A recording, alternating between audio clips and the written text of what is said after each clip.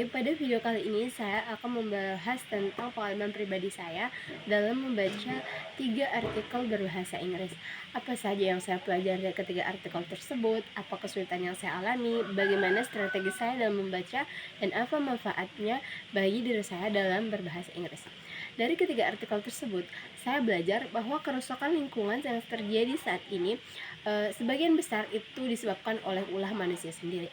Plastic population, deforestation, and melting ice the poles are the real example of the impact of the human action on natural.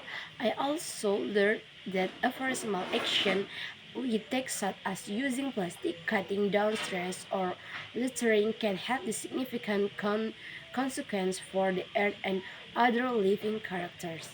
Selain itu, saya menyadari bahwa perubahan iklim bukan hanya sebatas isu saja, tetapi sudah terjadi sekarang dan berdampak langsung kepada manusia, termasuk di Indonesia sendiri. Dan kesulitan yang saya alami dalam membaca ketiga artikel tersebut adalah while reading the 3 articles, I experienced some difficulty, especially in understanding new vocabulary and significant terms related to the environment. Semisalnya istilah seperti the thermal expansion, mikroplastik, atau deforestation. Perlu saya cari tahu terlebih dahulu artinya agar saya benar-benar paham isi artikel tersebut. Another difficulty is understanding long sentence and sentence structure in English, especially tests that use pronoun or linking paragraphs such as this is. Strategi yang saya gunakan untuk memahami isi artikel tersebut ya, saya baca ketiga artikel tersebut. I use skimming and scanning untuk mencari main idea dan informasi penting. Saya baca cepat terlebih dahulu untuk tahu topik apa, lalu fokus pada detail pentingnya. Saya juga highlight kata-kata baru.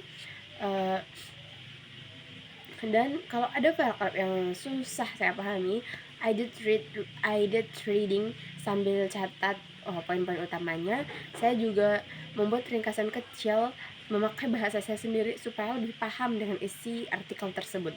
Dengan cara ini, I could understand the article better, but even though the topic was quite significant and the vocabulary was a bit hard at the first. Apa manfaat latihan ini bagi saya dalam berbahasa Inggris? This experience was very beneficial for improving my English skills, especially in the areas of reading and vocabulary. Saya memperoleh banyak kosakata baru, terutama yang berhubungan dengan lingkungan seperti population, glacier, and deforestation, dan banyak lagi. Kata-kata tersebut yang dulunya sangat jarang saya temui, tapi sekarang saya sudah tahu artinya dan bagaimana menggunakannya dalam kalimat. In addition, I become more trained in identify my ideas, supporting details dari semua paragraf. Hal ini membuat saya lebih mudah memahami isi artikel tersebut. Secara keseluruhan, latihan ini sangat membantu dalam meningkatkan reading comprehension saya dan menambah kepercayaan diri saya saat membaca teks dalam berbahasa Inggris. Mungkin cukup sekian dari saya. I think that's all for me. I apologize any mistake. Assalamualaikum warahmatullahi wabarakatuh.